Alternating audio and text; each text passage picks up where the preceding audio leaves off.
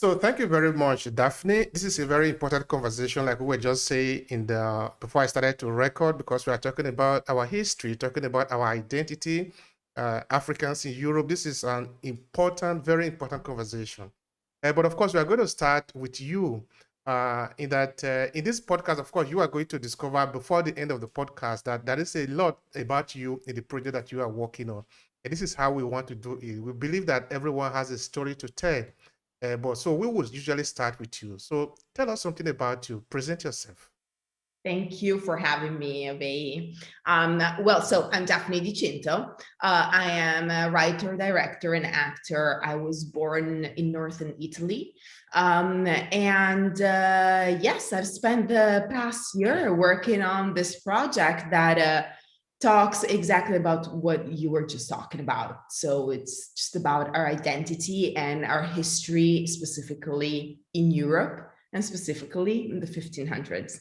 Okay, that's interesting. Now, there was something I was reading in no, actually, I was listening to your video on Indiegogo on the campaign, and I picked a line that was very interesting for me. In fact, it was a question. You said, do you think it's right that a country where you were born, you are considered a stranger? You're considered a foreigner, actually. I think you used that word. And so do you sometimes feel like a foreigner, or people make you feel like a foreigner in the country that you were born? Well, I mean, that's the story of my life, but I think it's the story of so many of us who are born in Italy or have been raised in Italy, but are not really ever considered Italian, not even from, our closest circles, which is really funny. There's always this constantly pointing and reminding that you're something different, which, yes, definitely there is a lot in me that is not, I mean, I would say 50% in me that is not, 100% Italian, because there's that 50% that comes from Africa, which I am super proud of. I am super proud of that one part, as I'm super proud of that second part. What I think is something to think about is how people feel this need to constantly point out the difference and to constantly point out that you don't really belong. So that's what it's been. It's been this constant not feeling like I did belong where I was born. Obviously, the one constant question was, where are you from? And to my response, I would get super wide eyes and jaw dropping. and sometimes I'd be called a liar. I swear to you, there's been one person that actually said, no, that's not true. Like, show me your identity card. And I was a kid. I was like probably 15 or something. That is really strong, though. Of course, we are laughing about it now, but it's really deep, you know. In that I did a research in Veneto where I will try to, because this project that we are talking on, the podcast, actually was born from a research project into the presence of African in northern Italy, but paying a Yeah. particular attention to Veneto region, and where we, in a certain, the beginning of the story was to find out who were the first Africans in the city of Verona, what did they do, how did they manage to survive, because the story is very interesting. You should really take a look at it. I wrote a book about it and make a documentary, which represented the different parts of Italy. Then the second phase of the project was also very interesting because it had to do with a section of Verona that is called Veroneta, because that is where some of the first Africans stay. In fact, that is also one of the most metropolitan part of Italy. Of Verona, in terms of Medici, instead of the mixture of different culture mixing up together. And the third part of the project, which I also produced a book, had to do with the children of immigrant in Veneto schools. You know, this very light discrimination, racism against children is very subtle, as it were, no? Much like what is happening in the UK, you almost they never pronounce it, but it is there and deeply rooted in the system. And the children feel it. It is painful, you know, where you have to tell a child that you don't belong. You know, it's not very easy, you know. So, where I want to go to, Daphne, is when you were growing up, what kind of experience do you have? How did you begin to know that you were, they really wanted to make you feel that you are different?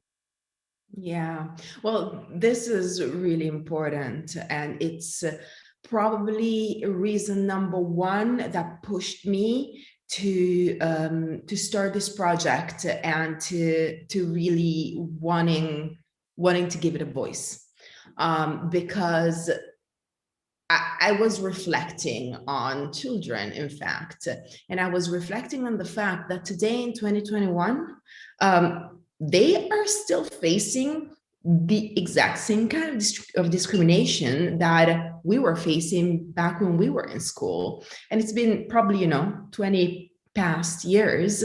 And talking to friends too, I realized that our experiences were so similar. And there is something to say to this. We all have different stories, even though obviously we share a background. I grew up very privileged because I never missed anything. I had everything I could have wished for. I was kind of good in school, so I was doing my thing. But nevertheless, there just comes a moment where you are not allowed to keep on going with your own life without having to face these kind of aggressions, which today are called microaggressions. But I also want to invite people to think about how micro can it be for a kid. I mean, it shapes their identity. It shapes what they think about themselves. And that's the most important thing growing up. Giving kids the space and the tools to become the best men and women they can. And so, yeah, that's why I thought, the project I was working on could really speak to that. Because, well, to answer your question, then I want to start from representation in, well, I guess just outside of a person's home. I always tell this story, how I was so surprised that one of the first times I went to London. I had family there. I still have family there. So in England, they have these shops where they have sections of products for Black hair. And on the boxes of these products, you have Black women with hair like me, or, just like all the range of Afro hair that you can have. I was just so surprised. I remember just like standing there, jaw dropped, thinking, oh, we exist. Like here, there's a whole section that talks about my hair. And in Italy, that did not exist whatsoever. And we should have a whole different podcast talking about what happened to my hair in the first 20 years of my life. But see, this to say that something as small as seeing yourself represented on the box of a hair product can make a difference. And I get a lot of people saying, well, it's not a big deal.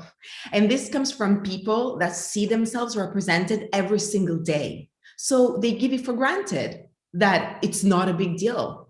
But my question is, well, what if it were the other way around? What if, you would see just Black people literally everywhere on every single advertisement and every single box of, hair products, biscuits, TV sets, I don't know. And you were never there. It would affect the way you see your place in the world. And as of now, we're coming to a time where we're addressing this more, and there is a slight change going in the right direction, which really makes me laugh when people push back on that, saying, oh, now there's Black people everywhere. I'm like, where were you when there was nobody but white people everywhere? Why did you never raised your voice then? You never said, hey, maybe we should also represent this other part of the population that actually existed. I think it really is a conversation about let's look inside, and let's put our egos on the side, because we don't need them. This is not about power. This is about respecting what is around us. And talking of this respecting of what is around us, I think Italy, of all country, is really not the country that should be having this mentality towards Africa, and also the definition of history as it were, no? Because if we were to really extend it, because apart from the regular narration as if it appear that Italians are just meeting Africa for the first time during this immigration, which is absolutely irrational, doesn't make any sense. If we were to really look at it, Italy is just a Mediterranean country, which means that this is a country that has been interacting with many other countries in the Mediterranean, which means the distance between Italy and Africa is just too close that we are meeting for the first time. So we should have known many things that we should know. And we should have known that we have had a lot of interaction before the Roma, during the Roma, and after the Roma. These evidence are everywhere. No, people, of course. Everywhere. If you want to see them, though. Yeah. So without the work of people like you who are taking the step to, what you are basically doing is that you are taking the lens and giving it to people and say, hey, look at that object in front of you. It's really there, no? Because people pretend that it's not there, but it is there, no? And I think that is really very interesting. See? Now, before we move to the project, the more that which you are working on, I'm trying to understand the building of your identity personally, because now you were growing up with your parents, you were having this sort of little micro aggression, we might call it, but it is real because in school people talk to you, of course these children might actually be ignorant because they don't know, and of course maybe they are just exercising their curiosity and all that. Then when you come home, what do you do with your parents? When you share the conversation with them, what did they tell you?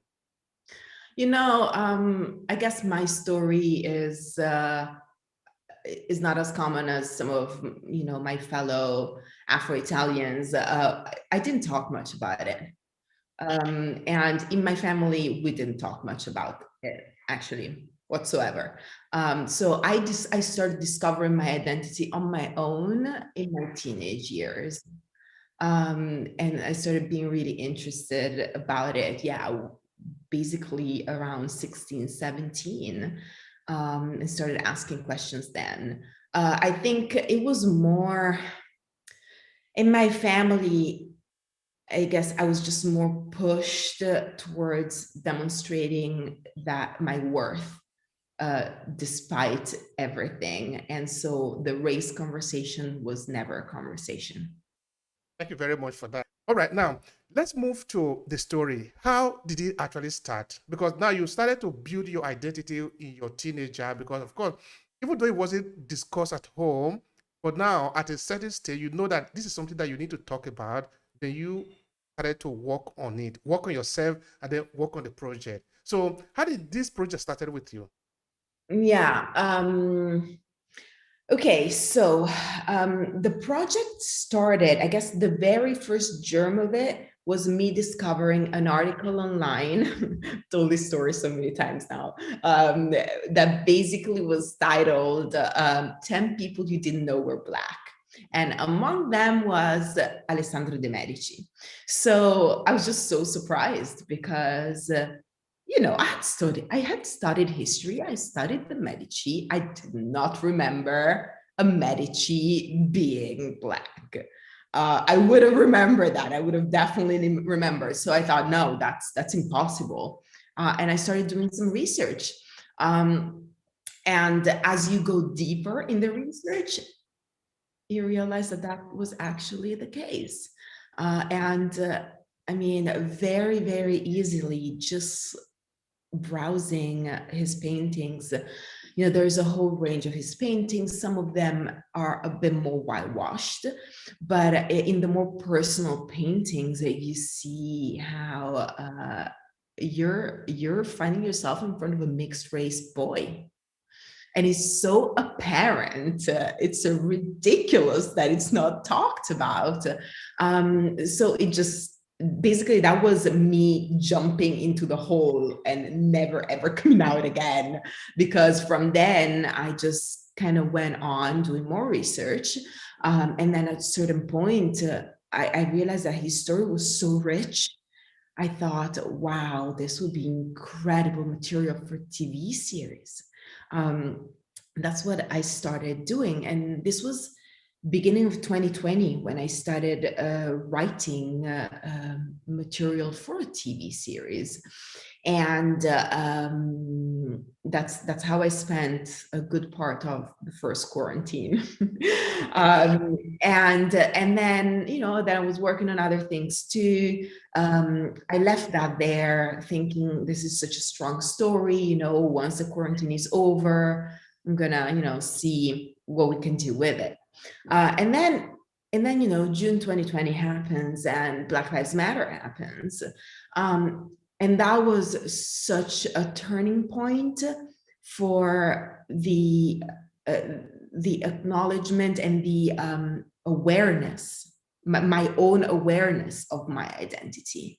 Because as much as I had formed an identity throughout the years, especially since I left Italy quite young, so I lived in, you know, places where Black communities were strong. So I built my own identity.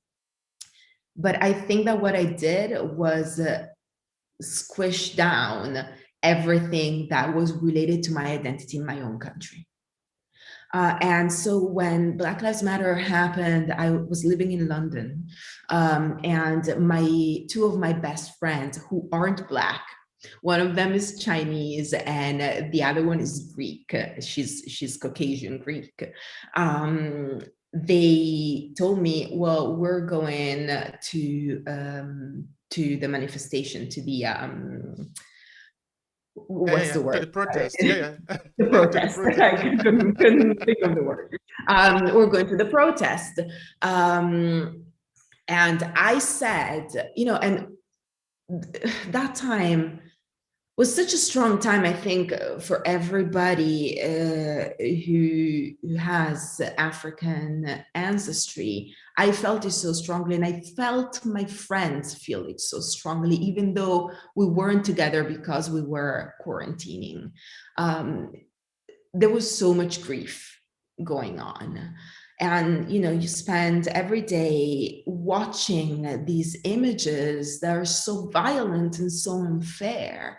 And when my friends told me, we're going to the protest, do you want to come? My first instinct was self-preservation. And I was like, no, I'm not coming. What if something happens to me and my parents are in Italy? They're going to kill me if I die. You know, they're going to come back and kill me. And you know, I didn't want to go because I literally was thinking about what my parents would say. You know, I'm an only child, so you know how that is. And then I thought about it. I kept on thinking about it. I was like, I think I need to go. And so I went. And I can't even tell you what that moment meant. We arrived in Hyde Park, and there was just this mass of people, not just Black people, people from all ethnicities, there to speak up against something that was not fair, against something that had been so ingrained in the system, but that people were finally realizing we all had to stand up against. And in that very moment, it was like a lid came off, you know, whatever I had tried to bottle down for all those years. And from that moment on, I just felt so strongly that I had kept silent for way too long and that I was not going to keep silent any longer. So that's how it all started. And I came back to Italy that summer. I started thinking about what I wanted to do with, the material I had for the TV series. And I told myself, okay, obviously I can't produce a TV series because it's just me, I'm not a production company and, I'm not that big. But what I can do is do a short film. And I made the most of it because I was in Italy for a little while. And since I was here in the land where that story takes place, I said, okay, I want to tell this story firsthand. I want it to be me, behind the camera, writing it, because it's fair. It's fair for someone that comes from that background to tell this story. So I wrote a short film, and the rest is history. Thank you very much, Daphne. This is very important, no? Even the Black Lives Matter protest in England that you were referring to, you could see that this was actually organized by young people, no? Which means that what happened in the United States sort of reverberated in many parts of the world, sort of waking up the people, but most importantly, the young people. And this is very important because the story, we are the one that make the story. Maybe, I don't know how far we can really take that very small statement, how far we can take it, because story is nothing more than just his version of the narration of the event. Because you are saying, this is how I see it.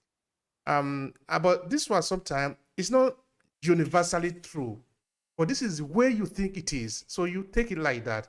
And this is, but what I think is wrong in the point of narration is that we take one piece, we say this is the way it is for everybody. That would be difficult to justify. Say, for example, we take how the West have depicted African history for very many years, no? We think that is the history. But no, that is his history. That is his own side of the story, no? I think the African would be wrong to think that, or actually, we are wrong to be criticizing the European that we are not represented enough in the story, because it is not our version of the story. If we want our version of the story to be told, we must be the one to tell this story. So I think anyway, that is big on its own. We need to go and break it down in pieces. And so that the question I'm going to ask you just now is that a lot about Africa, of course, it's not taught in Europe. If you go to a school in Europe, you know about Africa, yes, but again, their version of Africa, no? If that is all you know about Africa, sorry, you need to start to learn again. Yeah, Now, or you need to take a trip. So Alessandro de Medici, he was actually, according to you, one of the head of state in modern Western Europe, and his story is Yeah. unknown. Why? I call him the first head of state in modern Western Europe, because obviously, as you said earlier, in the Roman Empire, we had Afro descendants head of state. Absolutely. That might be a next movie. It's true that, of course, we don't say these things, no, even when it comes to Pope, because when Cardinal Arize was nominated to be the first, sorry, I'm just breaking out too many issues, no, nominated to possibly become the first, it was said to be the first Black Pope. Everybody, of course, was already shouting in the Western world, particularly, how can, but actually, it's not the first time we're having the first Black Pope. But the question is, are we actually knowing the story? So that is why people like you are very vital, no? People who had the courage to challenge the mainstream and sort of tell a different version of the story, not just his version of the story, but also your version of the story. So the question, I'm going to let it linger for some time. Why was the story of Alexander the Medici not even told? Why? Well, that's such a complicated question. Obviously, the first answer I'm going to give you is I don't have the answer because I wasn't there. But the second answer I'm going to give you is when, in 1700s, 1800s, when racism became what we know it to be today, because the slave trade started, and we know what that brought to.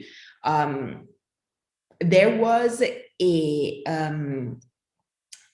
push from scientists and men of letters to justify what Europe was doing.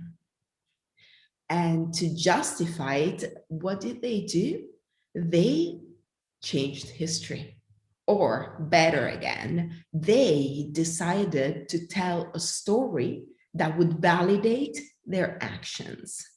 And so here we have the first accounts of how Africans were a lower race. And so what Europeans were doing was fair. And they were bringing civilization. I think that literally when I hear that Europeans were bringing civilization to Africa, it's literally like nails on a chalkboard. So back then, a lot of what came from Africa started being either whitewashed or demonized. And I think that might be part of the why the story of Alessandro de' Medici wasn't mainstream. Another part of this story is probably that that part of the Medici history, I guess we could say was weaker. Alessandro Ippolito, his contemporaries, they found themselves between two very big moments of the Medici history. So that moment kind of falls flat a little bit. And that might be another reason. But I think, there probably are, there's more than one reason. That's what I want to say. Thank you very much, Daphne. Now, there are some people who don't even know what we are talking about here about Alexander the Medici. Can you give us a little background of this personality? Who is him? So, Alessandro de' Medici, we know him as the first Duke of Florence. He's a member of the Medici family, but it wasn't always so. He was born illegitimate from a woman of African descent who was a slave in the Medici household. Alessandro gets legitimized from the Medici when he is older, not as a toddler, when he's probably around I guess between 7 and 10, something like that. And the reason being is that the Medici found themselves lacking Medici heirs of the main line of the family. And all of a sudden, everybody dies, basically. So the Pope Clement VII, who today is seen as Alessandro's legitimate dad. Let me backtrack a little bit. For the longest time, Alessandro de' Medici was said to be the son of Lorenzo de' Medici, the Duke of Urbino. Today, some research shows that he more probably was the son of Clement VII, who his lay name was Giulio de' Medici, so he was a Medici too. What's really interesting about this story is that Giulio de' Medici, Pope Clement VII, was an illegitimate child too. So he ended up being legitimized afterwards as well. Okay, moving forward then, we find ourselves at a place where the Medici don't have a legitimate heir anymore. Pope Clement VII is the head of the family, really, and he has to ensure that the main line of the family goes on. And so now we have two illegitimate children. One is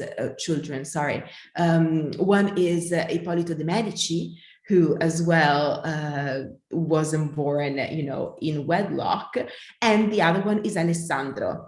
Obviously, this is the 1500s. People die very easily. And number two is families like the Medici, they needed more than one heir. One would have taken, the political power, but they wanted to ensure that some of the power was also in the religious sphere. That's why they needed more than one heir to kind of make sure that their power would just be encompassing. What happens is that because of a series of events, Ippolito de' Medici, who was designated to become Lord of Florence, is actually made cardinal. So at a certain point, after a few, difficult events comprising the sack of Rome, Pope Clement VII does an accordo. What's the word for accordo? A kind of agreement, yeah. Yeah, agreement, yeah. Deal. We would call it a deal today with A deal, yeah. with Carlo V, so the King of Spain, and he gives Florence back to the Medici as a dukedom, and Clemente VII decides that Alessandro will be the duke, and so that's how Alessandro de' Medici becomes the first Duke of Florence. Thank you very much for that. That is very important for most of us that are hearing of the background of this story for the first time. We really appreciate that. That is really highly valuable. Now, do we know anything that we can trace to him as his personal achievement as a Duke of Florence? In the time that he was the head, yeah. Right. Well, his dukedom was very short, unfortunately, because he ends murdered. And as far as achievements go, actually, what I'm thinking of now is the way he came into the city. He became the duke in the 1530, but he only comes into the city later because Florence was under revolt at the time, and Pope Clement VII wanted to ensure that the dukedom would start with a clean slate. So he actually sends Alessandro away with the Charles V while he cleans up Florence, so that when Alessandro comes in, he wouldn't really get the blame of being the person that, killed off the people who initiated the revolt. Alessandro comes in, and I'm imagining this young boy, suddenly the Duke. It must have been really scary, especially knowing that a lot of people didn't want him there. So one of the first things he does, which also earns him the reputation that he's known for afterwards of a tyrant, is that he comes back to Florence, and in Palazzo Vecchio, there's a bell, and this bell is used to call the people to the piazza in case of revolt, for example. He takes this bell, destroys it, and makes coins out of the gold with his face on it. So the guy came in, making a statement. That is important. All right. Now, apart from that, are there other things that Alessandro did that could have stir the people up against him? Of course, I'm not saying that the whole of the people were gathered together to assassinate him. But this is power, and power is sometimes very complex. No, it's a game. So apart from that, which he did, of course, maybe that might have been done to sort of send a very clear message to the people that, okay, let's build together, or let's have a trust, or I am the new king now, or whatever. Are there other things that he did that could have offended the people to sort of lower his popularity? Well, yeah, I mean, he banned weapons from the city. That was one.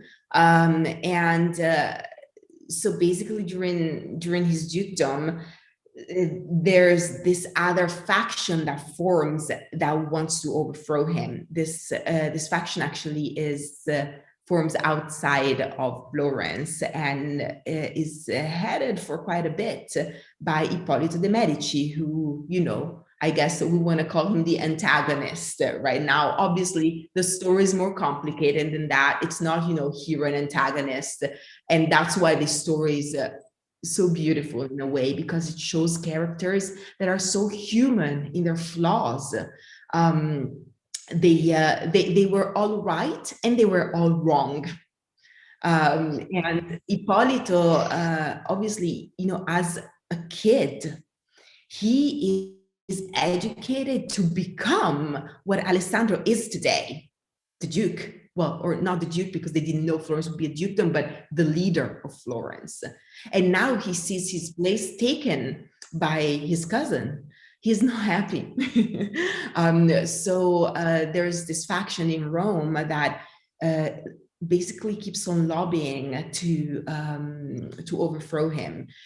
He also goes through quite a few attempts on his life. So yeah, it was a very tricky time, I guess, for him. Another account says that he used to constantly walk around with a coat of iron because he was so scared of being murdered, which is so sad. Absolutely, absolutely sad. You're having to live like that. It's complex. It's a complex situation, no? Okay, now, I wouldn't know how long he stayed in power as the Duke of Florence. And apart from that, is there anything that we can actually trace to him as his main achievement as the Duke of the land? Well, there are some paintings he commissioned, some statues he commissioned. Don't ask me the names and titles now because I can't remember. I The know bad I have to go back. Coupled with the fact that the story was deliberately not told, of course, many things would have been destroyed. If it is destroyed, meaning it is not evident there, no? You can see actually, it. there's this one Medici, God, what you call it, stemma, coat of arms, how you call it? Emblem, something. Yes, that is outside of the Ognissanti church in Florence. And that is probably the one work that bears his name. And, in fact, underneath you can see, basically his name, Alessandro, Duke of Florence. That's the only one I found that actually bears his name. And obviously, we have Fortezza da Basso, which was built under his rule.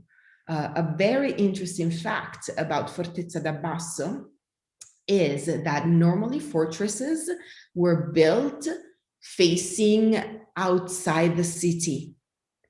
This fortress faces the city. And this really tells us something about, where he thought that danger would come from.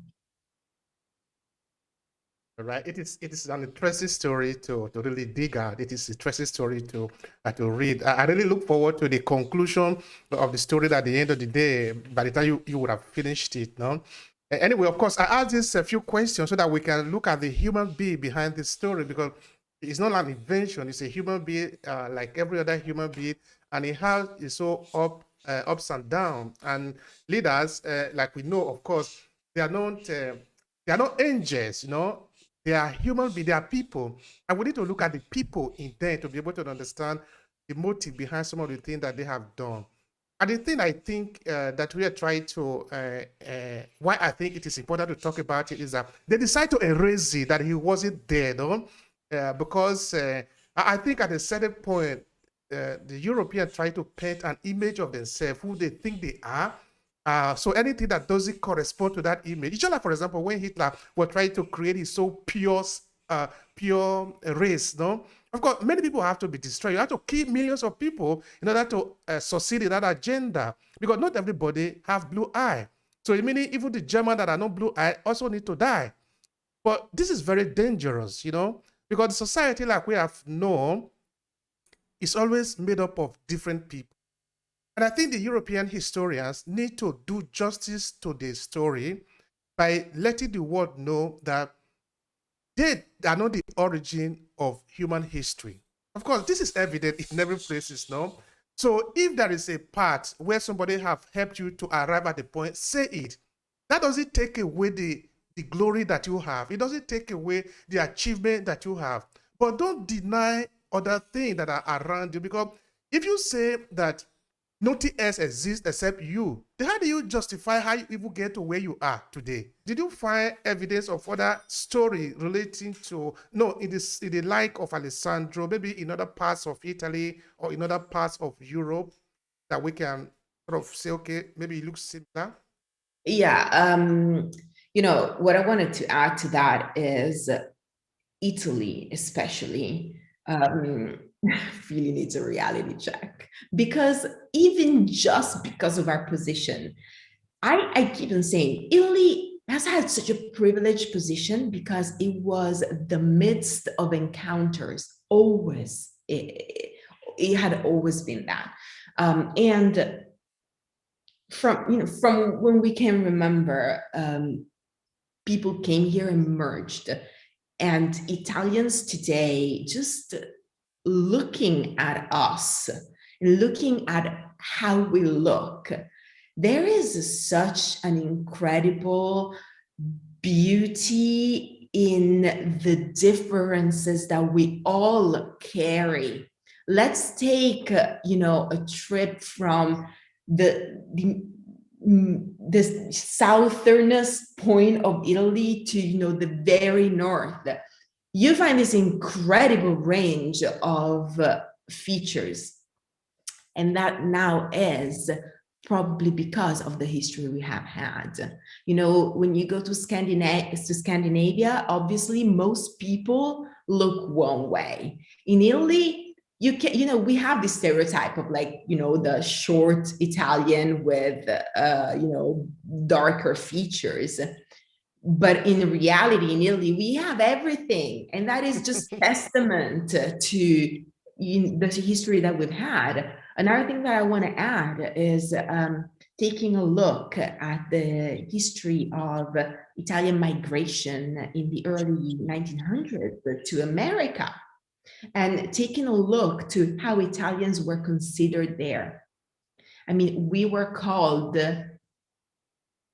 the N-word, really. And that really should make us think about where we come from and what's part of our culture and identity. Another thing that I want to add is that the only place in Italy where someone has ever asked me, "Are you from here?" was Sicily. The guy about that, I love that story. Yeah, he was like, "Oh yeah, you look so much like the girls from here." And the thing is, he's right. And maybe we should ask ourselves why. I mean, again, let's look at our history. To answer your question, yes, there are so many Afro-European figures that aren't really talked about. Starting from, Settimio Severo, who was a Roman emperor, and just doing some research, and I'm thinking now, I can't remember his name. I was looking at it the other day. He was a French composer who was of African descent. What I want to encourage people to do is, when you go to a museum, start paying more attention to what you see around you, and you will start noticing things that you didn't notice before. And also, if if you have nothing to do and they spend some time doing some research, you'll find these these personalities that had African origins that we never really talk about, and there are quite a few. Thank you very much for that. It is important. I think that is also the value of the story that you are telling, you know. Yeah, I'm just That really bad with names, you know. So now I'm like, okay, let me write, what was that guy's name? But you know, there are quite a few. yeah. And I think by telling this story, not just the telling of the story, but even looking at who we are, like you say, for example, by looking at the Italian, you see that the beauty is in the diversity, you know? I say again, we are not knowing ourselves for the very first time. Now, for Yeah. example, the patron saint of the city where I live, Verona, is an African by the name San Zeno who lived between 300 and 370 AD. Just like Zeno, Alexander the Medici, there are many other Africans in royal home across Europe. You look at even as far as Benjo, Germany, Russia, because Yeah. I say again, we are not meeting for the first time. Africans and Europeans have been meeting for thousands of years, and evidence are everywhere. But Also, what? can I add one thing to Please this? go. Let's remember that, especially during, you know, the wars that we had at the beginning of the 1900s, we had African divisions fighting for us in Europe. So we definitely met. Not only we met, we used a lot of means that Africa had to give for the advantage of Europe. So we must know where we are coming from. So I think it is very important. So I don't know if you want to say something as to why people are afraid to admit the story the way it is. This brings us back talking about the systemic nature of racism. There has been in society a very slow and very subtle push towards wanting to foster white supremacy in any possible way. And this is one way that that it's brought forth. So having these conversations and talking about the role that other continents may have had in Europe kind of goes against the Eurocentrism that we've all been educated in. And I think that at the end of the day, it really is a matter of a very human fear of losing something to somebody else. And I would just like to mention that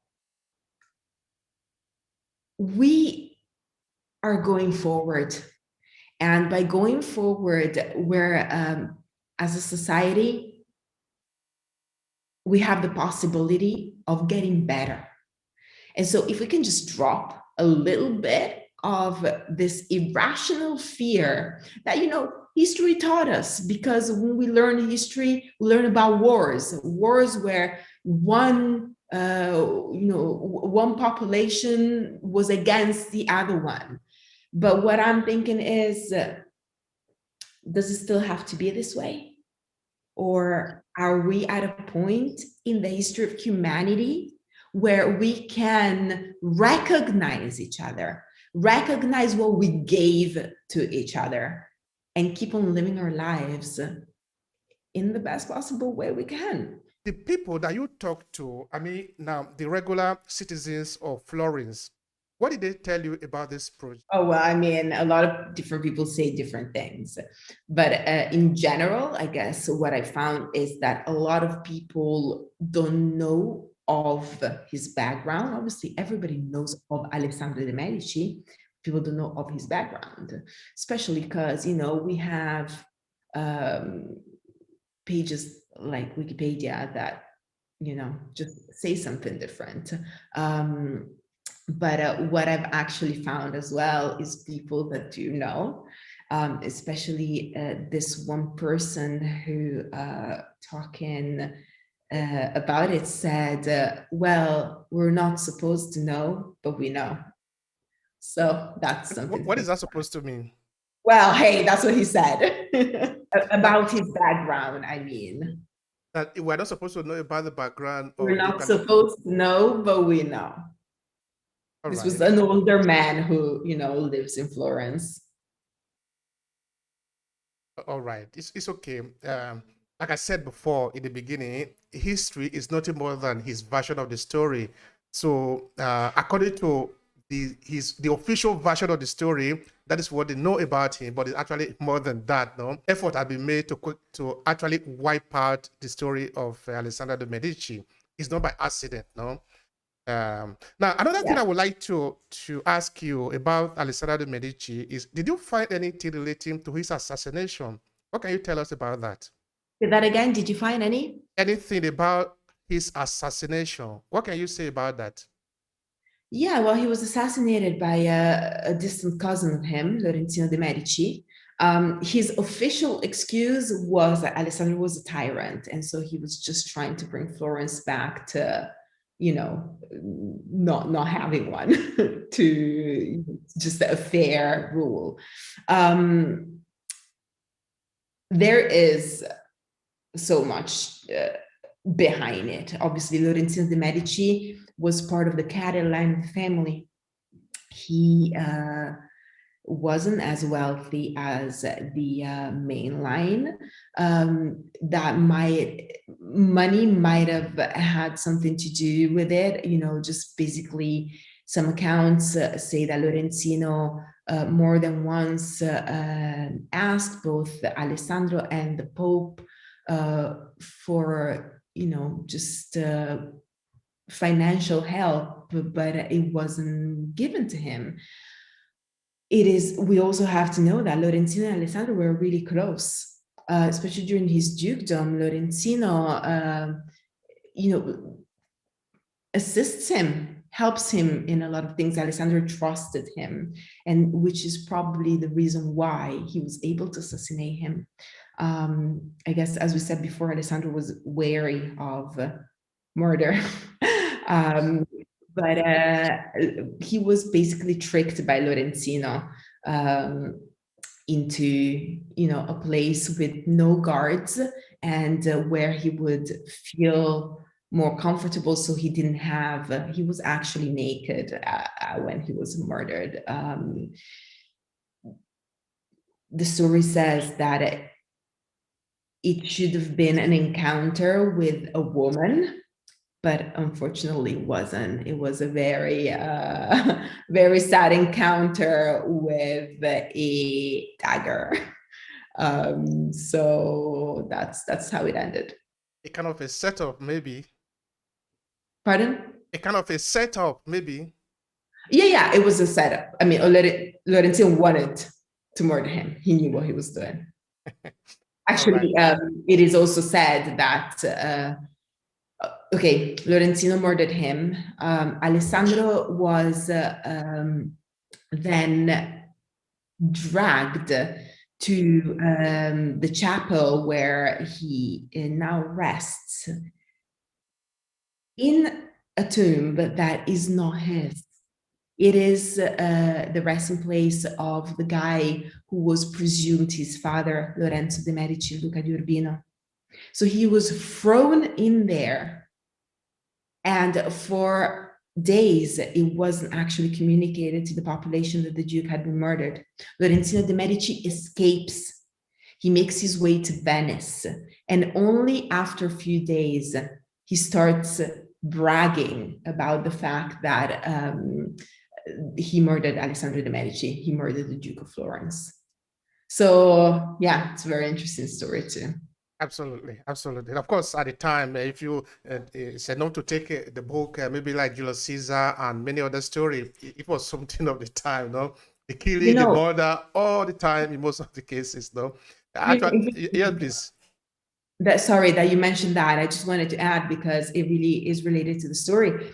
Lorenzino saw himself as the new Brutus. because that's what he kept on saying. He, was killing the tyrants. So he just compared himself to the ancients that way. All right, fine. Again, we're saying it's not like we're trying to correct a story of what this should have happened, this shouldn't have happened. That is not the point. The point is that the historian should have tell what happened, so that people would understand what really happened instead of fabricating most of the story. I think that is what is wrong in it. It's not like we're trying to say that Alessandro the Medici was actually an angel. I'm not standing on that position. No, it's a Oh human no, he being. was So, not an angel. all right. Now let's go back to the project, Daphne. Now, of course, the story that you are telling, of course, a lot of people in Florence might not necessarily like it in that it's not a popular position that you're standing on, okay? So tell me, what is the kind of challenge that you're facing from the people when they see that you are working on this particular story? Well, I mean, as I said earlier, most of the pushback comes from people that say that Wikipedia and a few other publications that are actually supposed to be reputable say that it's not true that Alessandro de' Medici was mixed race. Well, to that, I have to say, you got to deepen your research a little bit, and you got to go and read historians, 1500s historians that actually were his contemporaries and describe him as you would describe a man of African descent.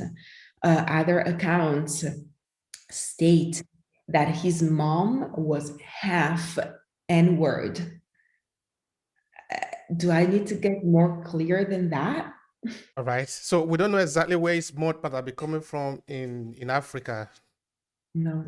Okay. Um, all right. That also is fair enough. We understand the circumstances behind that. If you have been a slave, of course, they wipe your story, so you don't have any remembrance of you. Now, I want to ask you, what is your kind of motivation following this story? Because you know that it's not a popular opinion, but for you, it is very important because that is a story that have to do also with your identity, because that have to do with Africa. A part of you is African, so that's what need to be told from your point of view. So tell me more about your personal motivation for this story. I mean, it's probably everything that we've talked about until now. But again, I think the very first motivation was born from thinking about children, really, thinking about what a kid has to go through still in 2021 in their schools, which is the place that should take care of their education and give them all the tools to, move forward.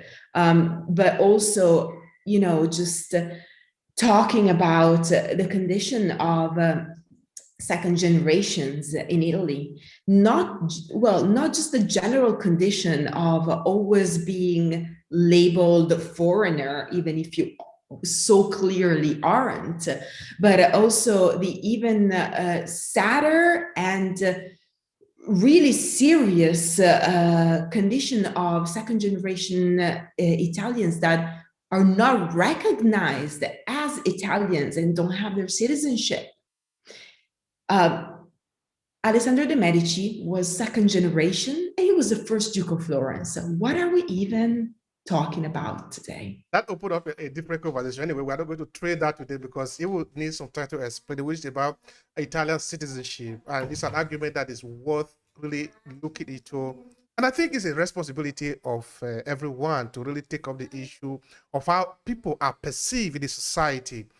Because if you don't, just like the line that I quoted from you in the video, if in a country where you live, you are considered a foreigner, it limits what kind of sacrifice you can do to that country because you are not really considered a legitimate member of that society. But if as a country, you want to get the best from every member of the society, you must look for a way to make them really feel part of it. This way, they can sacrifice everything because they are part of it. All right. Tell me about the project going forward. When is it going to be ready for people to consume, and in what format is it going to be ready? Well, I mean, this is the question everybody's asking, and I tell you what I tell everybody: we still got to wait a little bit, because, well, the short film is, well, we're putting the finishing touches on it, so it's almost done. We are sending it into a festival run, so I hope very soon to have a date to communicate to everybody for a premiere at a festival. We still don't know where, because we don't know which festival will accept us first. Once the festival run is going to be over, I would love, to have it out there in the cinemas and in public screenings, because I made this movie for us, and definitely want to make sure that it gets to everybody. Even better, I would hope at a certain point that one of the streamers would be interested in having it, so that it can literally get into everybody's house, not just in Italy, not just in Europe, but hopefully everywhere around the globe. Thank you very much for that. Is there any way that this story have been shared with maybe some official historians in Florence? Have they have the possibility of airing their view on it, either for or against? Yes, quite a few actually, not just in Florence, around the world. Actually, if you would like to follow our Instagram page, so it's at Il Moro Film. Well, we've already started, but in the next few weeks, so we're going to have videos of these historians that talk about the story, and that give their spin on it. Thank you very much for that.